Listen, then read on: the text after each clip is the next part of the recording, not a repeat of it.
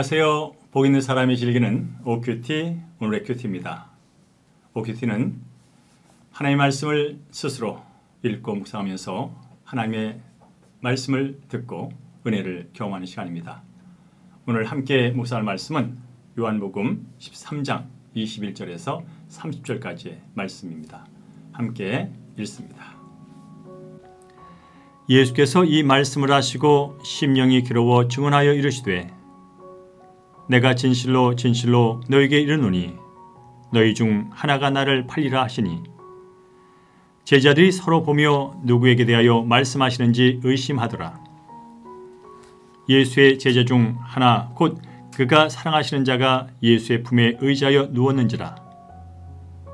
시몬 베드로가 머리짓을 하여 말하되 말씀하신 자가 누군지 말하라 하니 그가 예수의 가슴에 그대로 의지하여 말하되 주여 누구니이까? 예수께서 대답하시되 내가 떡 한 조각을 적셔다 주는 자가 그니라 하시고 곧 한 조각을 적셔서 가롯 시몬의 아들 유다에게 주시니 조각을 받은 후 곧 사탄이 그 속에 들어간지라. 이에 예수께서 유다에게 이르시되 네가 하는 일을 속히 하라 하시니 이 말씀을 무슨 뜻으로 하셨는지 그 앉은 자 중에 아는 자가 없고 어떤 이들은 유다가 돈기를 맡았으므로 명절에 우리가 쓸 물건을 사라 하시는지 혹은 가난한 자들에게 무엇을 주라 하시는 줄로 생각하더라. 유다가 그 조각을 받고 곧 나가니 밤이로라. 아멘. 본문의 말씀을 다시 한번 집중해서 서너 번 읽으시면서 묵상하는 시간 갖도록 하겠습니다. 하나님은 어떤 분이신지 회개할 점이나 피할 죄, 새롭게 깨달은 사실이나 받은 은혜, 그리고 꼭 붙잡아야 할 약속의 말씀, 나가서 삶 가운데 적용할 내용 있으면 적어놓으셨다가 꼭 실천하시고 순종하시기 바랍니다. 자, 화면을 잠시 청지하시고요. 묵상이 끝나면 시작하시면 되겠습니다.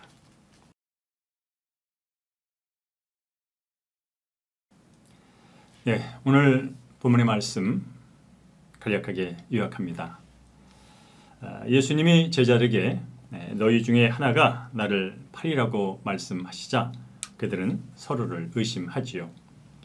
그가 누구인지를 묻는 요한의 질문에 대해서 예수님은 내가 떡 한 조각을 적셔다 주는 자가 그니라고 대답하지만 제자들은 깨닫지를 못합니다.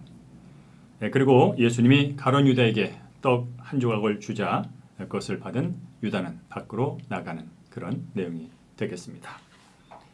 오늘 집중해서 볼 한 절 노트는 21절입니다. 예수께서 이 말씀을 하시고 심령이 괴로워 증언하여 이르시되 내가 진실로 진실로 너에게 이르노니 너희 중 하나가 나를 팔리라 하시니. 너희 중 하나가 나를 팔리라. 너희 중 하나가 나를 팔리라. 성도님은 너희 중 하나가 나를 팔리라라는 이 말씀을 묵상하면서 예수님의 어떤 마음을 느끼셨습니까? 3년 동안 함께 동고동락했던 제자 하나가 예수님을 배신할 것을 아신 주님의 마음 얼마나 아팠을까요? 예수님은 자신을 배반하려는 가룟 유다로 인해서 마음이 괴로웠습니다. 가룟 유다는 예수님을 통해서 얻고자 하는 자신의 욕구가 충족되지 않자 예수님을 팔아 넘기로 결정했던 것이죠. 자신의 본심을 숨기고 예수님을 거짓으로 대하는 유다를 향해서 예수님은 여러 번 회개할 기회를 주셨습니다. 가룟 유다의 발까지 씻겨주면서 십자가 일을 알려주셨습니다. 하지만 끝내 돌이키지 못하고 배반의 길을 가려는 유다를 보면서 예수님은 제자들 가운데 자신을 팔 자가 있다고 경고까지 하시죠. 그래도 유다는 끝까지 예수님의 마음을 헤아리기보다 배척합니다. 그때 예수님은 또한 가룟 유다에게 떡을 건네면서 회개할 기회를 주었지만 그 역시 유다는 무시하고 말지요. 우리들이 살면서 누군가로부터 배신감을 느껴본 적이 한두 번은 있을 겁니다.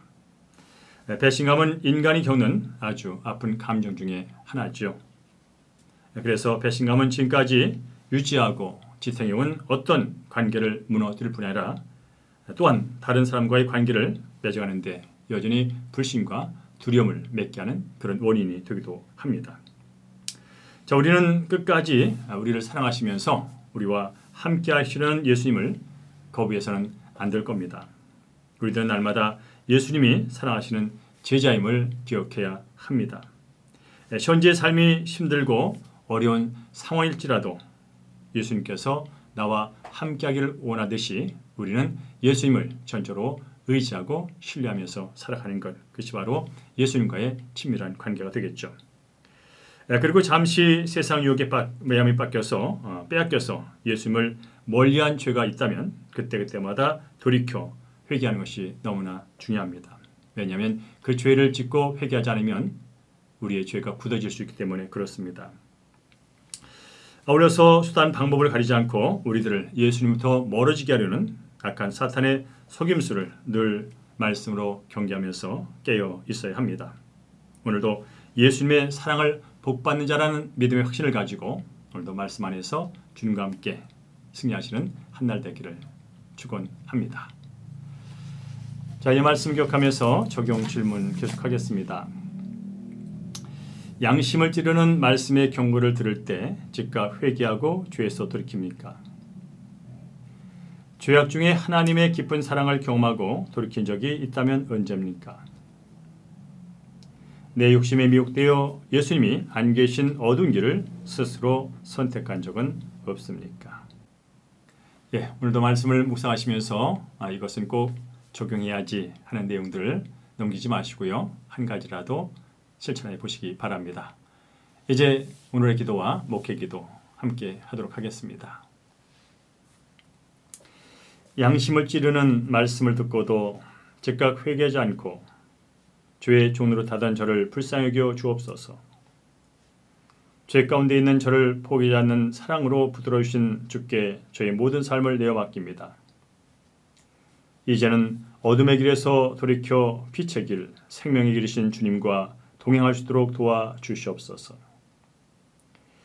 은혜가 풍성하신 아버지 하나님, 예수님을 믿고 따르는 것이 하나님의 사랑 때문이 아니라 가룟 유다처럼 내 욕망을 채우기 위한 한 방편으로 샀다는 것을 회개합니다. 날마다 주시는 말씀을 통해 잘못된 생각과 자세를 고치라고 경고를 받지만 그저 모른 척 잊은 척 살아가는 모습도 있음을 돌아보며 회개합니다. 주님 용서하여 주시옵소서. 오늘도 예수님의 마음을 아프게 하는 말, 예수님의 마음을 괴롭게 하는 행동 하지 않으며 성령에서 거룩한 삶을 살도록 인도하여 주시옵소서. 이 시간 특별히 사랑하는 성도들 가운데 삶이 어렵고 힘들고 말씀을 들어도 들리지 않는 그런 어려운 환경 속에 있는 성도가 있거들랑 다시 한번 그 마음을 위로해 주시고 주님께서 함께 하시는 주님의 사랑의 마음을 전해 주셔서 주님의 사랑으로 다시 회복되고 치유되고 일어나는 삶 이어갈 수 있도록 축복하여 주시옵소서. 오늘의 모든 것도 주께 맡기며 우리의 영원한 주인 되시는 예수님의 이름으로 축복하며 기도합니다. 아멘. 오늘도 하나님의 사랑 기억하시면서 하나님의 은혜를 구하는 개인기도 이어가도록 하겠습니다. 오늘도 주 안에서 승리하시기 바랍니다.